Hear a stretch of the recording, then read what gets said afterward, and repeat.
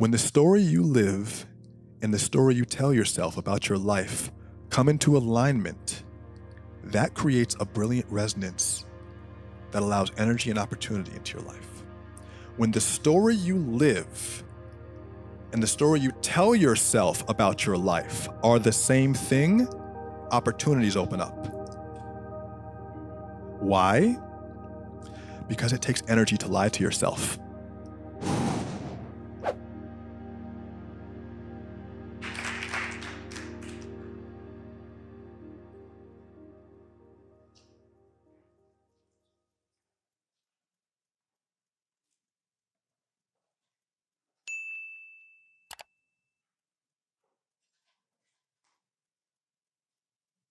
One more time for Mr. Daniel Dickey!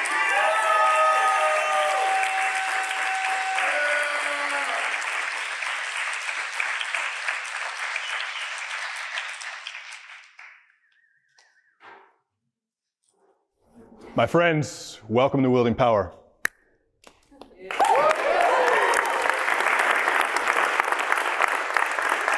What weird shit have you done lately? Yeah, I mean, welcome to the complete manifestation of a 20-year vision of mine. Since I've been a small child, always wanted to create my own speaking tour, and it's not without effort, but it's you find easy when what you want to do and who you are come into alignment. And so now we're all here, and I appreciate you so much for being here. We have a lot of ground to cover tonight, and we're going to travel millions of miles from where we are now. By the end of the night, you're going to most likely think differently, feel differently, believe differently, and hopefully be a little bit differently. My job here tonight is to set the tone. You know, we have a wonderful group of incredible guest speakers here who are going to just absolutely crush it for you. And it's my responsibility to prime you and to really bring you into the space, as it were, to help you understand why we're here and what we're discussing and the importance of tonight. First of all, give it up for the space. Like, this is fucking awesome, right? There's an actual submarine in the space. This is an actual float from Burning Man, so it drives. Oh. Who wants to drive it out of here? It's crazy. Oh, are we doing microphone? Oh, okay. Wow. So as we get started, just a quick little preface for context. As you guys know, I'm working on a new book, and when I say working, I mean hardly writing at all. But it's the goal to, like, I sit there with the cursor, it's blinking, I get out 10 words, and I say, great, I worked for the day. But there is a new book coming called Wielding Power, and this book is a culmination of the things I've learned over the past decade and the work I've done. And so I guess the way I wanted to begin this evening is to give you some background as to why it was so important for me to have this night, for me to bring you here into this very special space. I recognize everybody that I see right now, I genuinely care about, I genuinely love. All of us have had some sort of meaningful interaction, and I can't wait to hear more from every single one of you tonight. We have a lot of great events planned, but would it be okay if I first started by just reading something very personal? Would it be okay? All right. As a true millennial, it's in my notes app. I'll give you some context.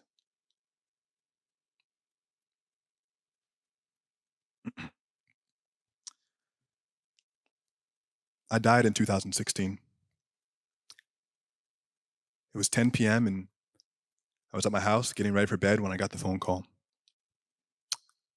My great-grandmother, my grandmother's mother, called me. It's incredible how sensitive human intuition is.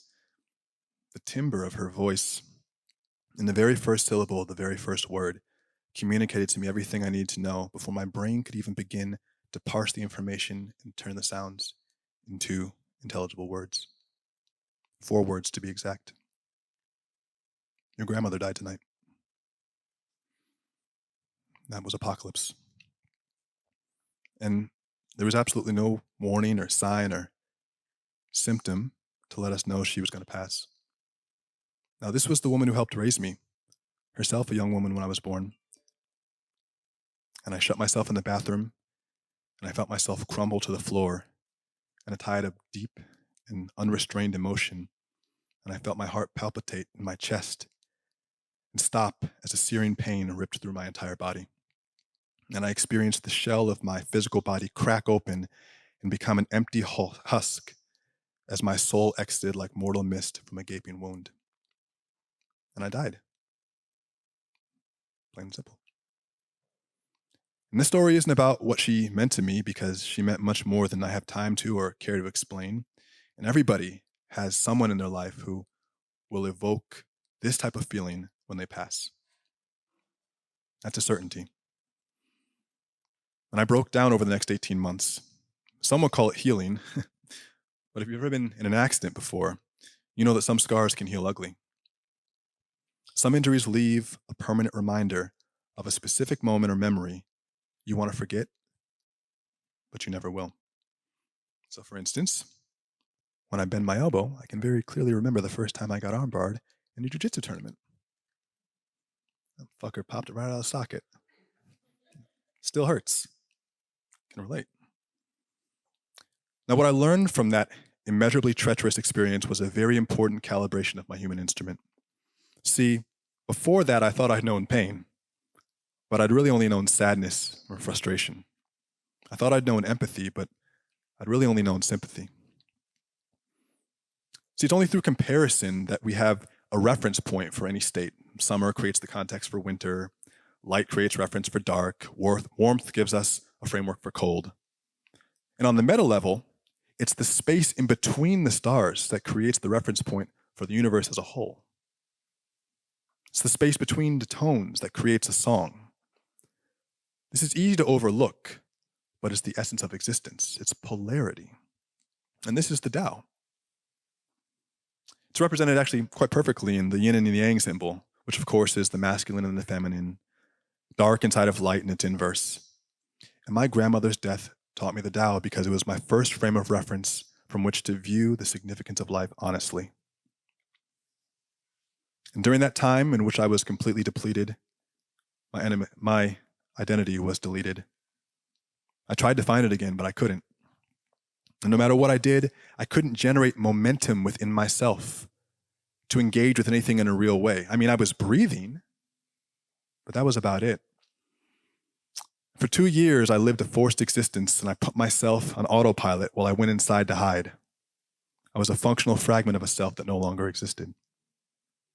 You wouldn't have been able to tell that by just watching me on social media, and that's the point. All of this was happening entirely internally, like a movie set with nothing behind the false walls. And it took a tremendous amount of strength and force to maintain this facade, to carry on when everything inside of me had been completely set ablaze. And I spent years at my breaking point. I was absolutely exhausted just by the experience of living. Still, I knew that carrying on this way was not a possibility. I mean, I wasn't going to kill myself because there wasn't any use in beating a dead horse. Can't kill a murder victim twice. I needed something more than strength to get me through this, something more than force. I knew that if I was to repair myself and to be of any use to those I cared about, I had to go on the search for it. But I had no idea what I was looking for. Turns out I had unwittingly created a contract with myself. I was on the search for power. And indeed, there is a marked difference between strength or force and power. What is power? We often think of the word power negatively because we're conditioned to believe it means control over others or manipulation of others against their will. But true power is not about outward expression or performance as much as it is about recognition of source on the inside. Power doesn't move. In contrast to strength, which is only demonstrated in relation to another person or thing, power is secure within itself. Force and strength have to move and flex against others to demonstrate they exist. Power is stationary and intrinsic. It's like gravity. I was on the journey to find my power again, and I began to evolve. And the end of that terrible chapter is where the most recent chapter of my life picks up, which is why you're here today. And that's the reason why Wield and Power exists. So, with that, I'm going to share with you, as Dr. Brett Jones might say, some raw and unedited transmissions. You're going to get to see his book later tonight. We got 70 of them or so. And I'm going to share with you basically what I've been working on. And it's not perfect. It's not polished. I didn't intend it to be. I mean, I'm not even off book yet. Is that cool? All right. So let's talk.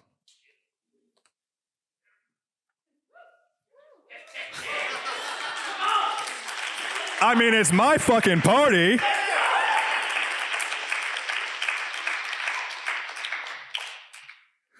I'm gonna love watching this back. So, let's talk. So what is power? What is it? So as I said, oftentimes we have a negative idea of what power is. A negative connotation kind of surrounds power. We see it as dominating others.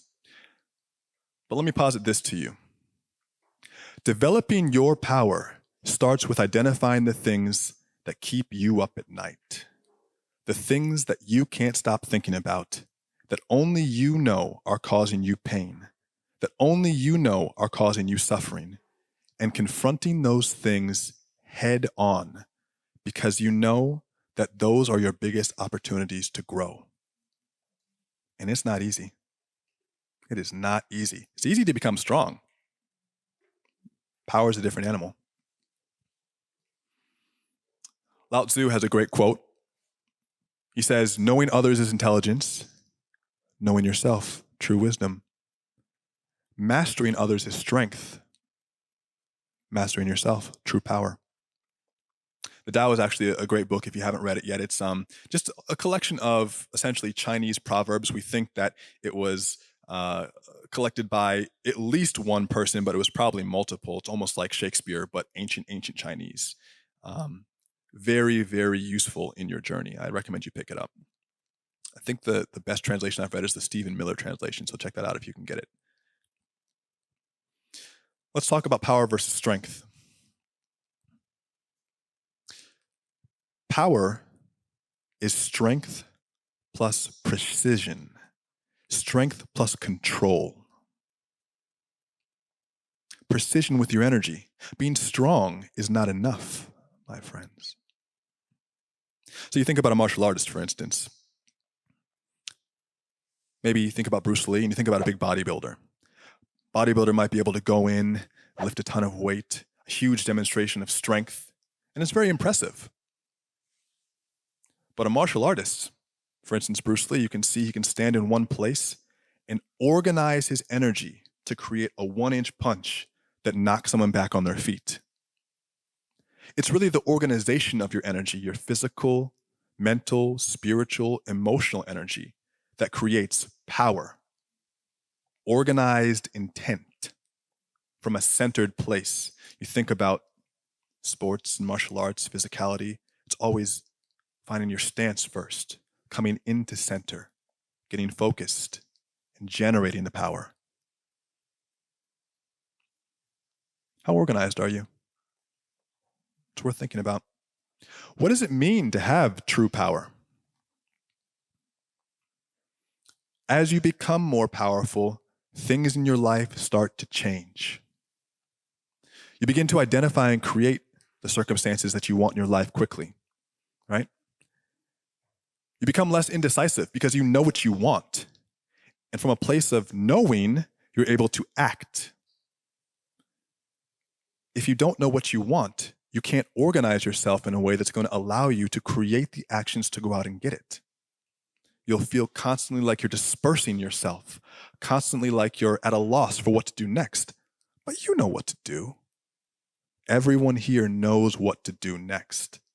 But until you organize yourself physically, mentally, emotionally, spiritually, you're not going to be able to achieve that. True power means financial and creative fulfillment. Those who become powerful are able to fulfill themselves financially through their creativity. Now, it doesn't mean that if you haven't figured this out yet, you won't become powerful, but it means that those who do become powerful can create for themselves within, and that reflects in the real world. The greatest creators are powerful. Would you call Pablo Picasso powerful? That's a man of vision. So powerful, in fact, that we still talk about his work, that we still showcase his work.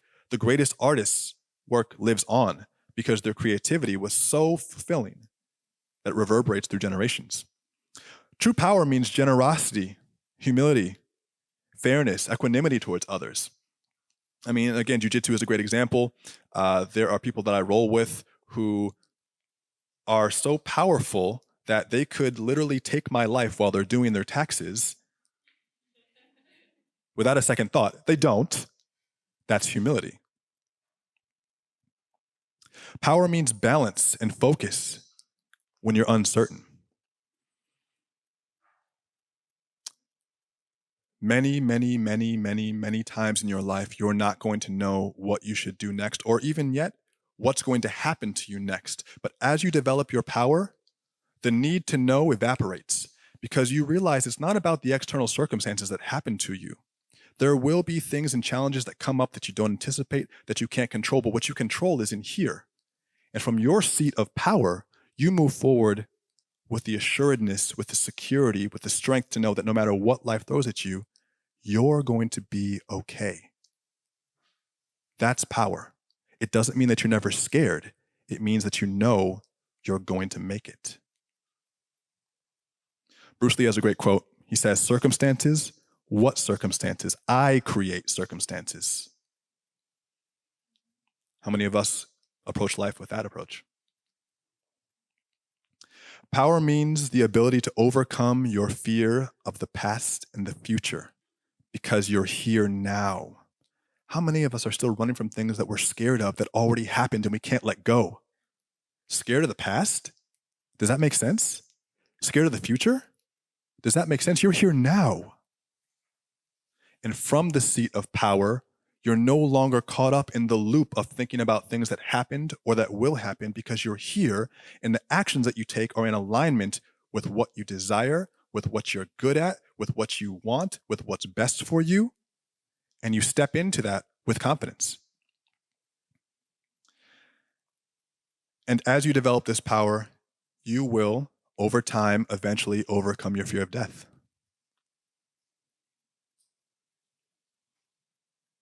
Big words, heavy, seems a little bit maybe out of left field. And I can say now that I'm certainly not looking to die. I'm not crossing the street at weird times. I'm not like doing jumping jacks on the roof, But if I were to die today, it would be okay. Because what I'm doing right now feels exactly right. And that's where I draw from. When you're at odds with what you're doing on a daily basis and you don't feel secure in your day-to-day state of being, you'll always be scared to die because so many things have been left undone, unsaid, unheard, unfelt. It leads to a fractured self. How many can relate to that? Yeah. So here's what I think. I think you're not just your body. I think you're not just your mind. You are an individual spirit learning and evolving through a rigorous training called everyday life. How rigorous is it, though? Quite. And your perspective is one frame of reference for the universal consciousness recognizing itself. Doesn't it sound blasphemous to some to say that? You are God recognizing itself. And every single person in here is both an individual and a piece of the whole. It's literally impossible for you to be separate from your creator because where do you think you came from? You didn't just drop on here on earth like a baby in a diaper already saying, why am I here? You literally grew from the planet. Your parents spit you out. They grew from the same place. You're made of the same materials. You're the same. How much more interesting would life be if you looked at your challenges as a rigorous training designed to prepare you for what comes next, even if it's quite rigorous at times? See, power allows you to take away the anxiety and step into a greater vision for yourself. And it starts in the mind. How many of us here are into meditation? Yeah? Oh, you freaks. You freaks. I got the right people. So let's talk about the power of the mind. Drake says the power of the mind's not a joke. It's true. So here's a high thought for you. The brain is the only organ that's named itself.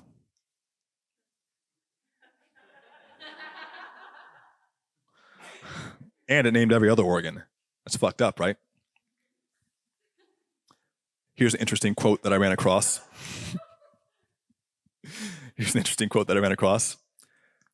Mind is the master power that molds and makes. And man is mind, and evermore he takes the tool of thought, and shaping what he wills, brings forth 1,000 joys, 1,000 ills. He thinks in secret, and it comes to pass. Environment is but his looking glass. That's James Allen. He thinks in secret, and it comes to pass. Environment is but his looking glass. Anybody have an idea of what that means? Just want to call it out. What does that mean? Environment is but his looking glass. A reflection, yeah. Anything else? It's a filter. Yeah, I mean, imagine that the things that you think create the things that happen to you. It sounds maybe absurd to some people. It's almost scary to think that how we think and how we feel affect the physical outcome of our lives, but it's true. What you spend your time thinking on creates the things that actually happen to you. At once, it both sounds obvious and absurd. Are you even monitoring what you're thinking about? Are you thinking about what you're thinking about? Or are the thoughts just running through your head without any filter? Tracy Goss said, power is determined by the speed with which you can decide something is possible and move that possibility to reality. Whoa. So that basically means that the mind is the sum total of all your conscious thoughts and emotions inside the context of your subconscious, essentially. All of us go through different experiences in our lives that color the way that we perceive and understand things. And that's why two people can see or feel or experience the same event and have a different interpretation of it. That's why our realities are all slightly different and why we're all individual perspectives of a universal awareness. But you, as a conscious being, as a conscious creator, have the ability to develop the power of your mind. You have control over that. Sometimes it might not feel like that, but you are the conductor.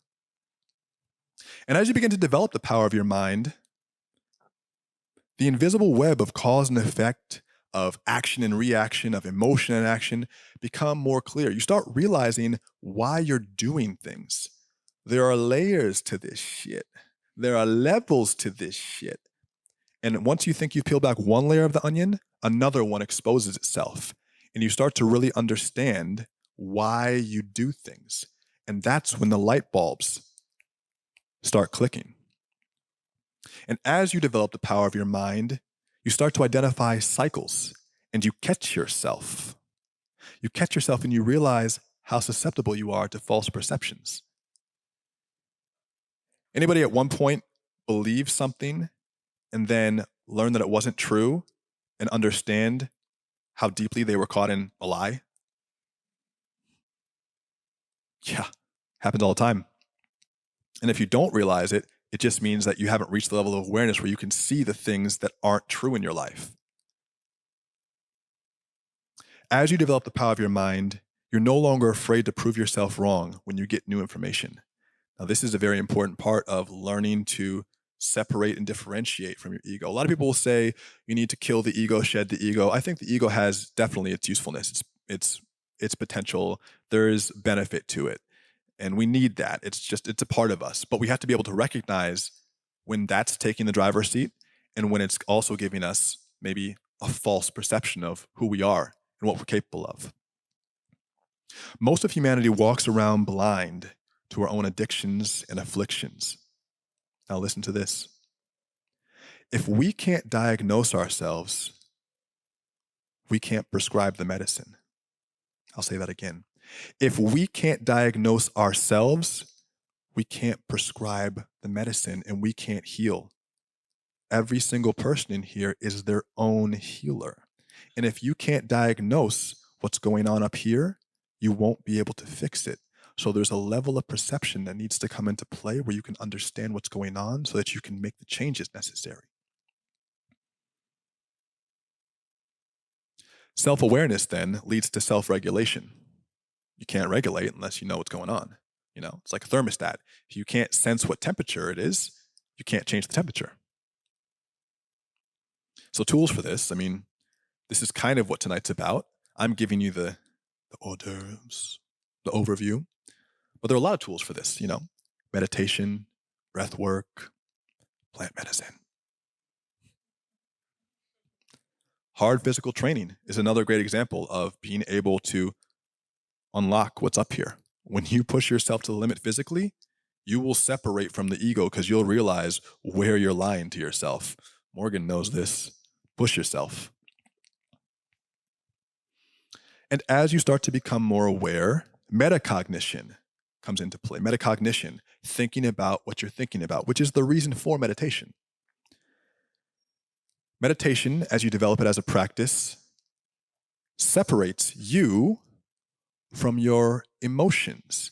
And you start to have a bit of a third-person perspective on your life, which is quite useful. I can think of a million examples of this. The other day, I have this thing where, if I lose something that, like an object or something, I get obsessed over it until I find it again. Like, where is my this? I can't do this without my that, Insert the blank, I don't know, but I can't leave the house without it. Even if it's something simple, like, it could, anyway. So I was looking for, there's a whole list. The other day I was looking for my camera lens on the camera. I didn't even need to use it that day, but just the thought that it wasn't where I put it down was bugging the fuck out of me. And I couldn't leave the house without it. And I was starting to get agitated. I was starting to get sweaty. The hairs on my neck were starting to prick up. I'm like, where is that lens? I need to find it. And of course, I had a million other more important, relevant, real things to do that day. And I just, it was starting to agitate me. And then I had a thought. I thought, Daniel's getting angry right now. Daniel's getting agitated. And just the perspective of looking at myself from that third person and saying, oh, why is he acting like that? And separating myself just for that minute to have a space in between what I was thinking and how I was feeling allowed me to let the pressure out. And even that is a simple example of what happens as you develop the power of your mind. It becomes easier to walk through life with calm and with ease and with security because you're no longer being pulled by your emotions and thoughts. You're the conductor. Now, you're still going to feel and observe emotions, but you're not committed to living inside of them. How many of us live inside of emotions for days or weeks or months and don't even realize it? We just wake up mad. You're living in that frequency. What is that doing to everything around you when you live inside of that frequency? You're not anger. Anger is something you're feeling. But if you identify with the anger as you, then you can't leave it. And anger, fear, guilt, shame, all the things.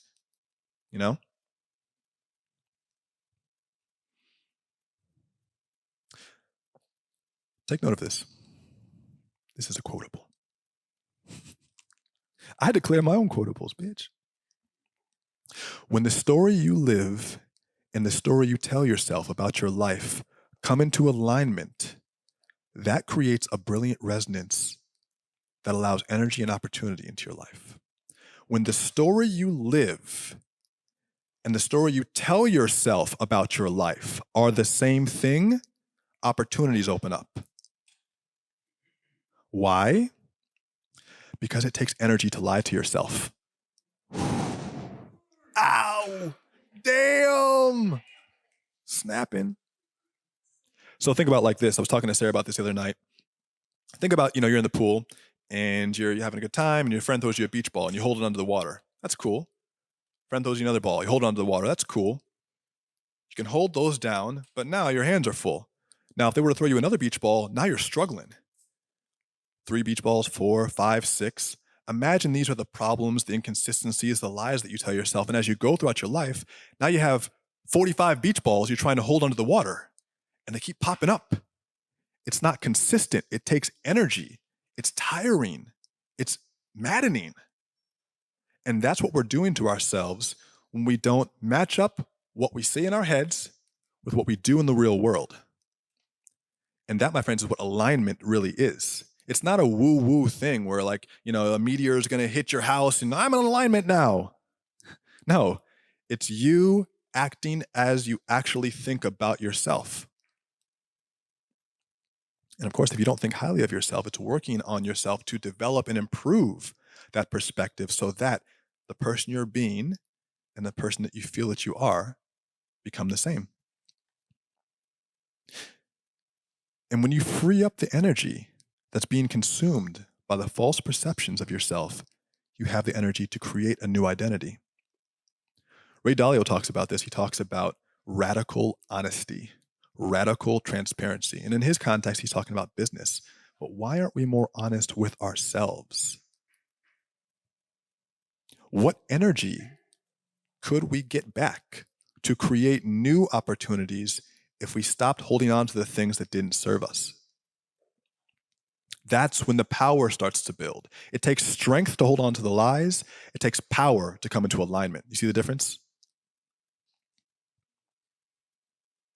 When you have confidence in yourself, true confidence that comes from a real place, you gain the confidence and trust of others. They can just see it.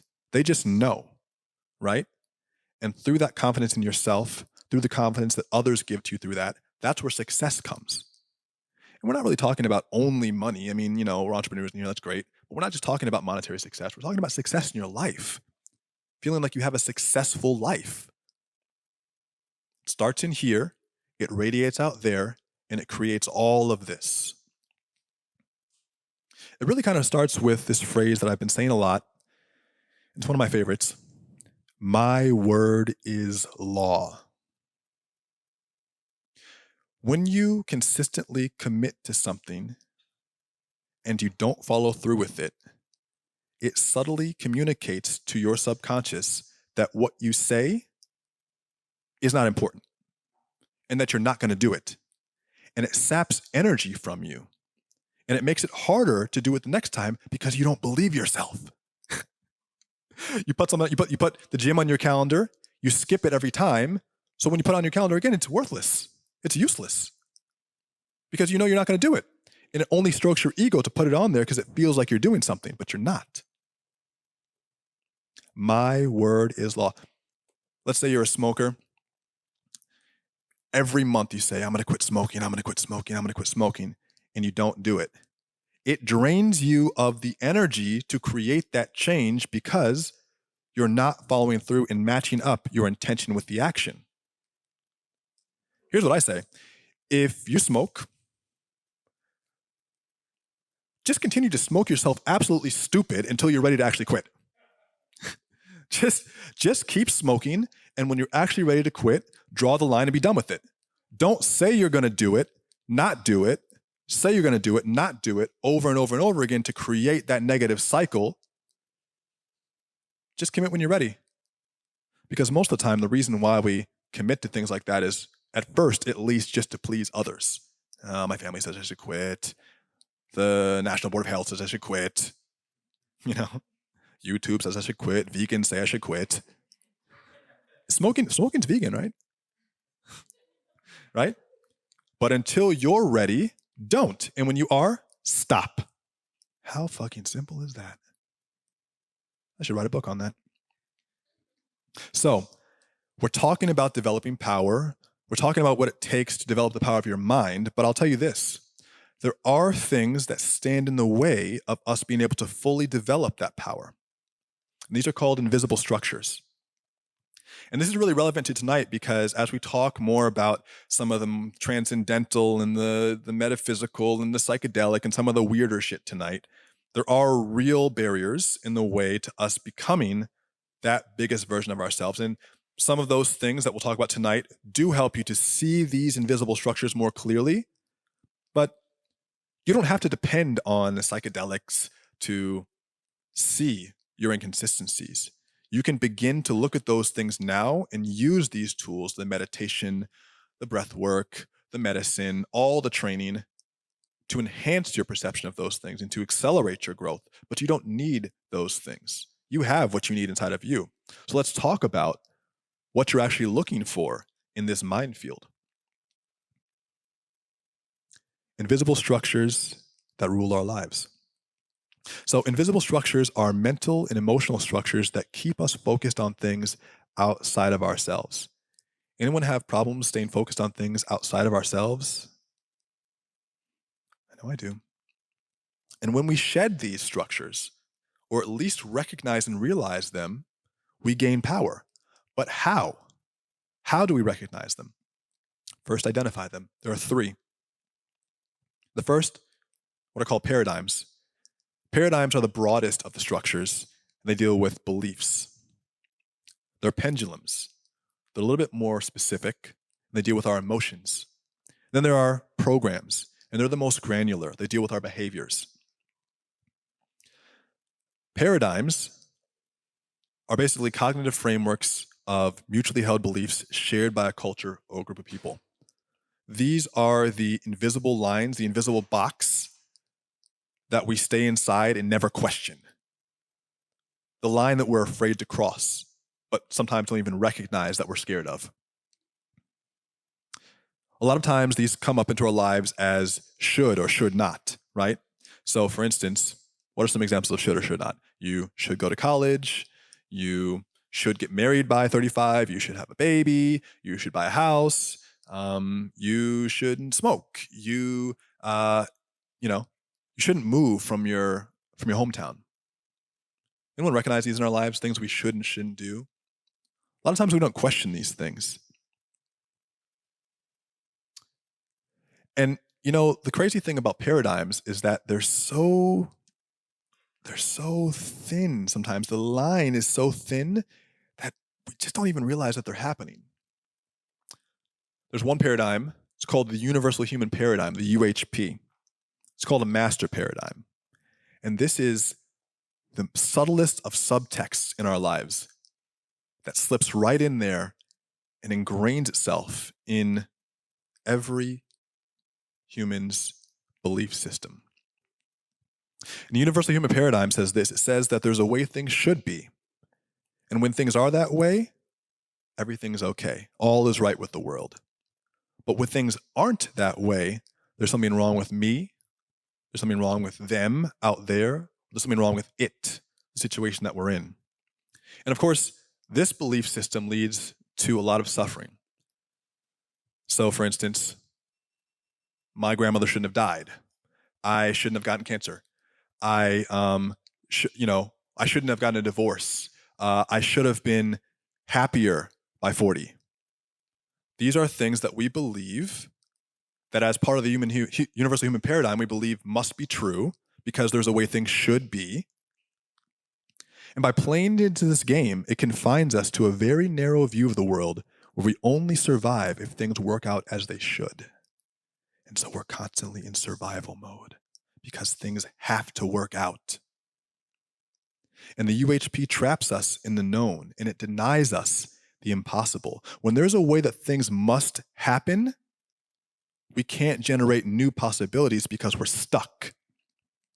And we end up running our lives against an algorithm of should or should not. But according to who?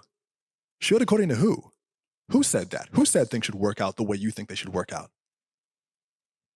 You look at a war, for instance. One side clearly thinks it should end one way. The other side clearly thinks it should end the other way. Who's to say who's right? No one really likes to hear that because we all have a very deeply embedded emotion around the way things should go. But this is a paradigm, even still.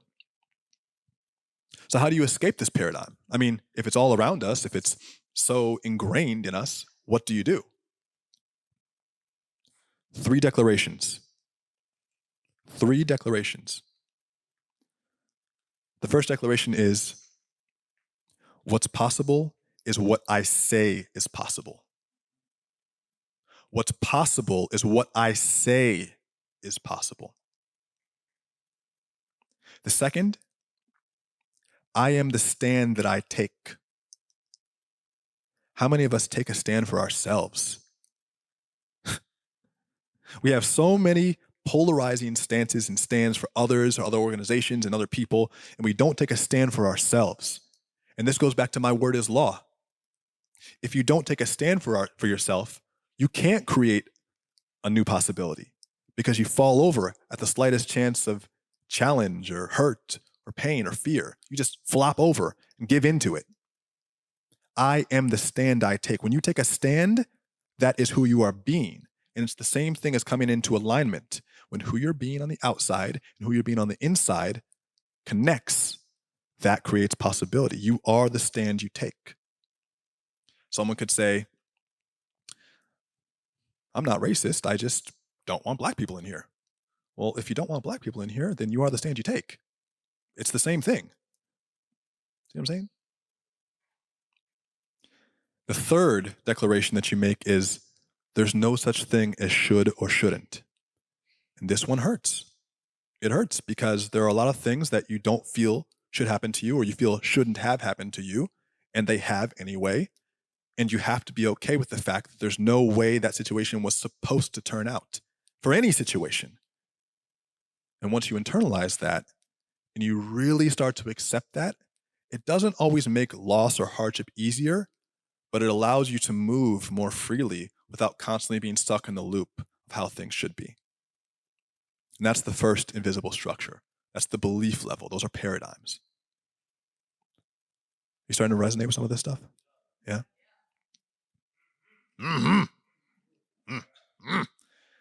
Okay. Second layer of that face paint's fucking killing me. I love him. Second invisible structure. Pendulums. Okay? Pendulums are invisible structures created by a group of people thinking or feeling the same way. They play on human emotions to draw energy and trap people in their web. A lot of times pendulums seem to take on a life of their own. So if you think about like the mob mentality, or if you ever go to like a soccer game in Europe, that's a pendulum. I mean, people are thinking and feeling the exact same thing, and it's a lot of energy. It's a real thing. It's almost as if pendulums are autonomous, and it can seem like that sometimes. And there is a real fact that sometimes the emotion can spin out of control, and what an individual might want may not be what the group ends up doing. You get sucked into a group mentality where you want something different, but the group pushes you in a direction where you feel like you can't resist. That's the energy of the pendulum. And think about the strong emotions that popular conversations create. War, religion, politics, media, financial markets, public health, social media, holidays, all types of marketing. What do they create?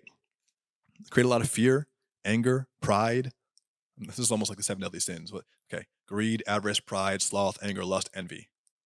Thank you, Grandma. But yeah, fear, anger, pride, lust, jealousy, envy, rage, discontent, lack, separation. These are all created by groupthink. But you don't have to be a victim.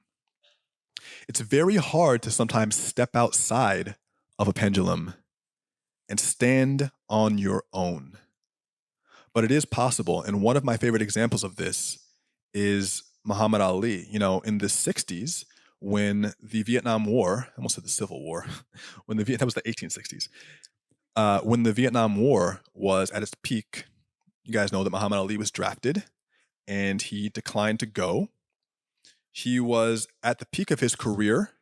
He obviously was the world heavyweight champion and he had the most to lose. But this is what he had to say in response to the pendulum. Go shoot my brother, some darker people, some poor hungry people in the mud for big powerful America, and shoot them for what? They never call me nigger. They never lynch me. They never put no dogs on me. They never rob me my nationality, rape and kill my mother and father. What I'm going to shoot them for what? I gotta go shoot them. Them little poor little black people, little babies and children. How can I shoot them poor people? I'll just take me to jail. Ali more than held his own against students who had a far better formal education than he. I'm saying you talking about me about some draft, and all of you white boys are breaking on me to get to Switzerland and Canada and London. I'm not gonna help nobody. Guess what my Negroes gonna have? I'm gonna die. I'll die now, right? And fight you. If I'm gonna die, you my enemy. My enemies are white people, not Vietnamese or Chinese or Japanese. You my foes around on freedom. You my foes around on justice. You my foes around on equality. You won't even stand up for me in America for my religious beliefs, and you want me to go somewhere and fight, but you won't even stand up for me here at home. What type of human does it take to stand up against the swing of a pendulum as strong as a war? One man, one person. And of course, when he did this, he was universally condemned as unpatriotic. Patriotism is also part of the pendulism. You're not patriotic. Part of the groupthink. And later, after he was trashed, decades later, people said, oh, what a hero you were. What a freedom fighter. How courageous. And of course, he was standing in his power, knowing, seeing, and feeling that that pendulum was not him. That's not what he felt. That's not who he was. So he had the mindfulness, the consciousness, the courage, the ability to stand above that, even when the stakes were at their highest. And sometimes that's what's going to come down to. Sometimes that's the place you're going to have to go. Could you do that when it counts? Have you fallen in the past?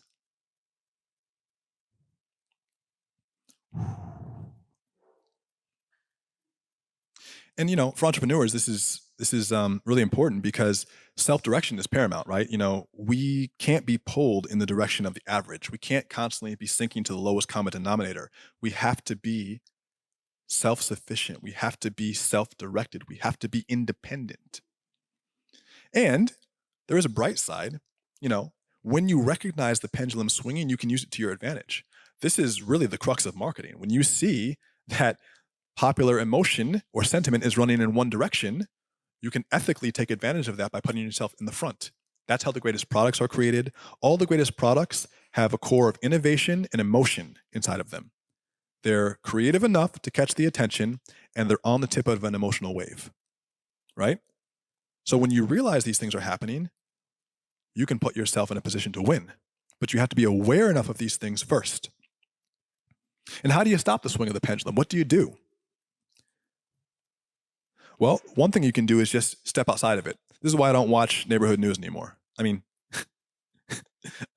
I know my mom's watching neighborhood news all the time, and she'll call me and she'll be like, there was a shooting in Venice. I'm like, okay, I'm talking to you, so obviously I'm fine.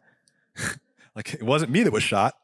But the news does this because, as we know, if it bleeds, it leads. Watch Nightcrawler with, what's his name? Jake Gyllenhaal. That's a crazy movie. That's a fucking good movie.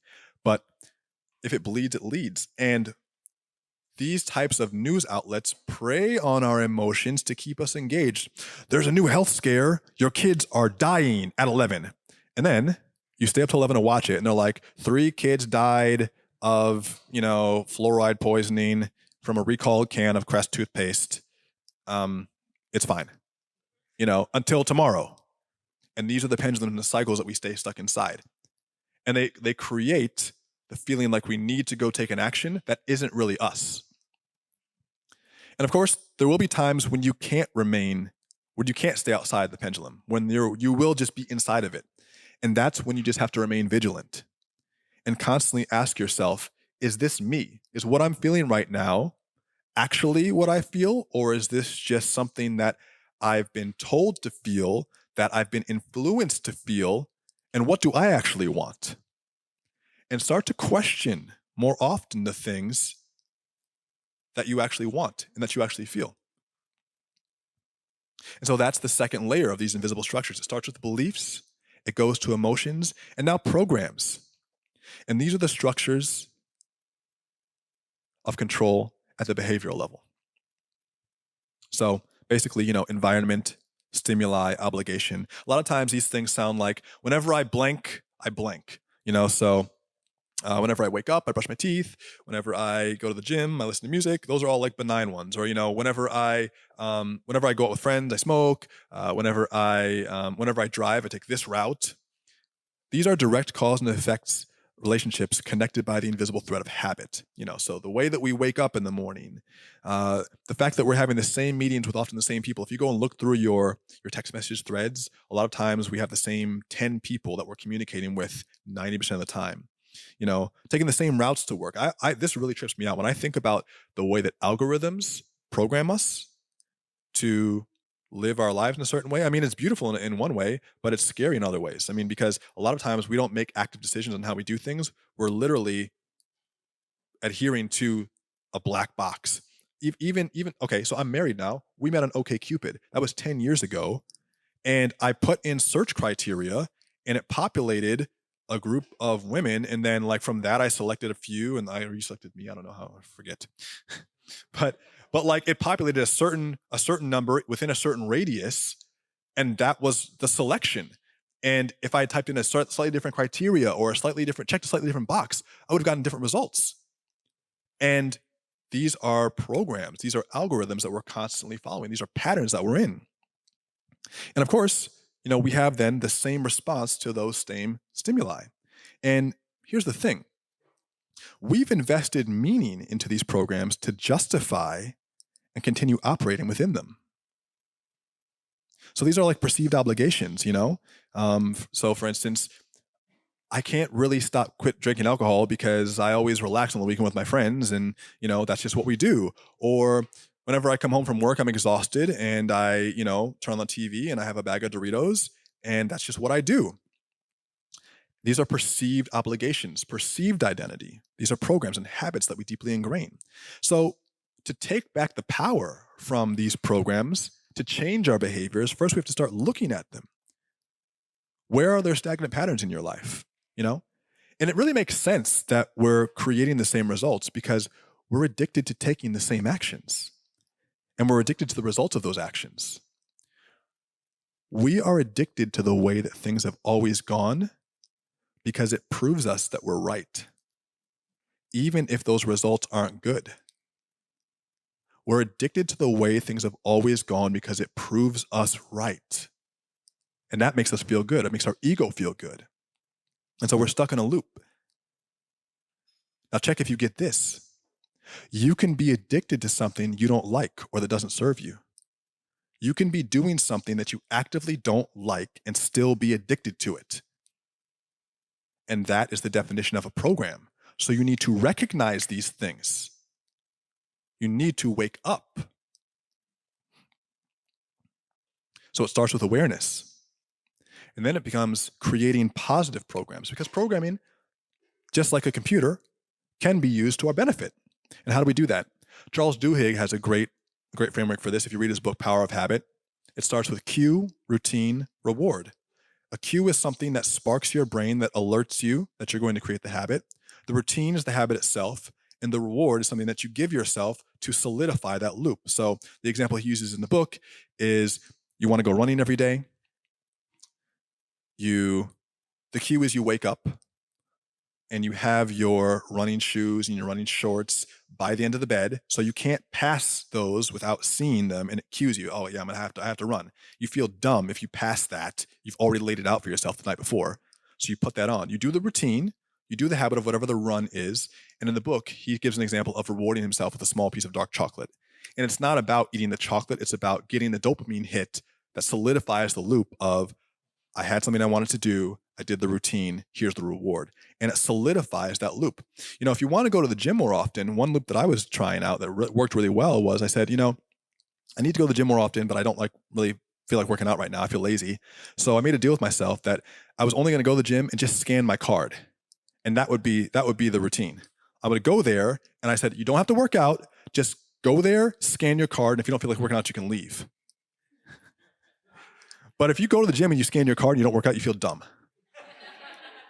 So you end up, you're like, oh, fine, I scanned it. I'll work out for 25 minutes. And by the end of the time, you're sweaty and you're having a good workout. Then you reward yourself with something. So you can use this programming to your advantage. So let's crystallize this. Let's bring it home. 5 tenets for you to start developing your power. The first, my word is law. Ingrain this, solidify this, cement this. My word is law. When you say something and you don't follow through, it weakens your ability to continue that in the future. Every time you do recommit to that, it strengthens your ability. It increases your power. The second is no longer being involved with needing to know the outcome of your life. That's what keeps you up at night. What's going to happen? You don't need to know what's going to happen because whatever happens, you're going to be okay. You're going to be okay. And the power that you generate from knowing that what you control is inside of you and not out there allows you to move forward with that ease. The third is stepping out of the average. Being committed to not being pulled in the direction of the least common denominator, which is very highly encouraged in society. Pulling myself towards the median, even unintentionally moving towards the median, understanding that that's what happens and agreeing to not be part of that. The fourth is recognizing the invisible structures and moving beyond them. Paradigms, pendulums, programs. And the fifth is, really this is from Stephen Pressfield, War of Art. Anyone read that book? Fantastic book. Recognizing the resistance. There's going to be resistance to get into alignment. In other words, there's going to be a certain amount of struggle to match up who you are on the inside with who you are on the outside. It's not easy, but once you get into that flow, that's where the power is generated from. You can't generate power from a fractured self. It has to be complete. And so I'll close with this. The only way that you'll be able to come from a position of power in your life is to decide what's important to you, what nurtures you, what's meaningful to you, and to test those values in the real world. To test those values in the real world, not to make your decisions based on what might be for others. And the universe can literally feel, using my quotation fingers, literally feel when somebody with true intention, deep focus, and impeccable follow-through steps up to the plate and she opens up endless opportunities in response. And yes, she is feminine.